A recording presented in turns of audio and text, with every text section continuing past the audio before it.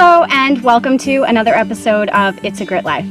Accessibility can be variable. What is accessible for one person may not be accessible for the other person. Recently, I had the opportunity to go camping at several different places. A couple were classified as accessible and one wasn't. First, I wanted to tell you about an incredible place called Wilderness on Wheels. They are located in Grant, Colorado. Not only do they feature accessible tent sites, huts, and cabins, I had the opportunity to stay in one of the cabins, but their crown jewel is a 1-mile-long boardwalk. There is nothing like this anywhere else. It winds through Pike National Forest in such a way that you feel like you are deeply secluded in the backcountry. There are benches all along the way, as well as picnic areas, so you could take a full day to take a lazy stroll through the forest.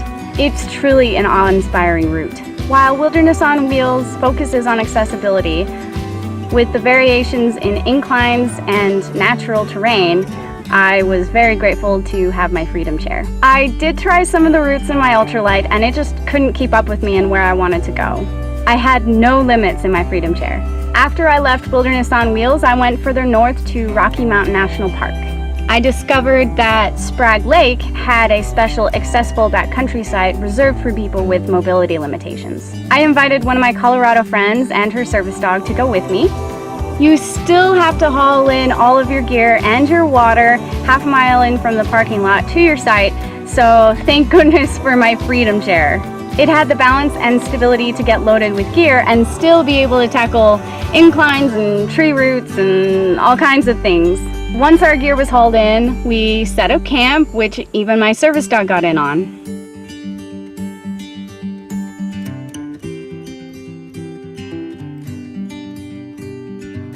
The final item to set up was the hammock, and then I got to take a well-deserved rest beneath the trees.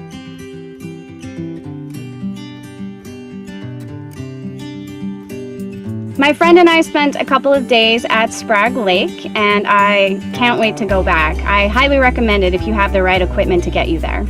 Finally, my mom came to visit, and I really wanted to take her camping near where I live.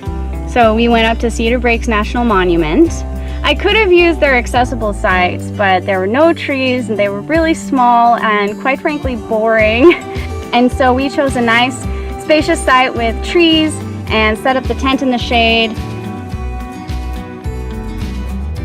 Usually accessible sites are closer to the bathroom, but the way this campground was set up, everything was equidistant from the bathroom, just the path leading from the accessible sites had been paved. But with the Freedom Chair, I didn't have to worry about needing a paved path to get to the bathroom.